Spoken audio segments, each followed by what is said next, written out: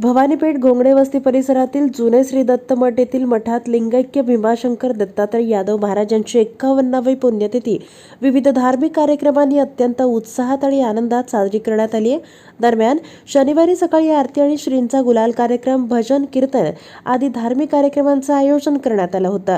शनिवारी दुपारी 12 वाजता श्री सिद्धेश्वर सहकारी बँकेचे चेअरमन प्रकाश वाले, भाजपचे ज्येष्ठ नेते तथा माजी सभागृह नेते सुरेश पाटील, श्रीमती सिद्धव्वा बाबूराव जोडभावी, नागेश पांचाळ, संजय होमकर, संजय साळुंके, संदीप महाले, बिपिन पाटील, राजकुमार पाटील, नरसप्पा पुजारी, श्रीनिवास चिर्लंची, वासू टेलर, संजय जोडभावी, दत्तात्रय रापेली, राज दिगंबर रापेली, शिवशंकर मंजुळे, सोमनाथ पात्रूट, माणिक मग्गम, संतोष हक्के, दर्शन हलसंगी, संतोष करली, श्री मंदकल, अंबादास पोतन, विजय कोळी, यल्लाप्पा करली, प्रशांत कलशेट्टी, प्रशांत गाडेकर, अंबादास पाटील, विश्वनाथ मंदकल, विठाबाई कोंतम, सुभद्रा कोंतम, जयश्री नागणसुरे, सुवर्णा हेनाळकर आदींच्या उपस्थितीत मोठ्या भक्तिमय आणि मंगलमय वातावरणात लिंगैक्य भीमाशंकर दत्तात्रय यादव महाराज यांच्या प्रतिमा पूजनानं महाआरती करण्यात आली।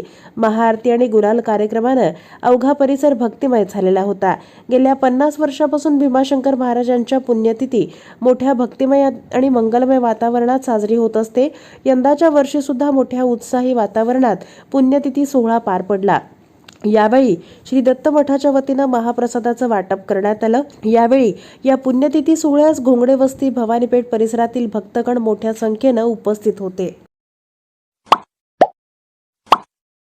Like, subscribe, click on the bell.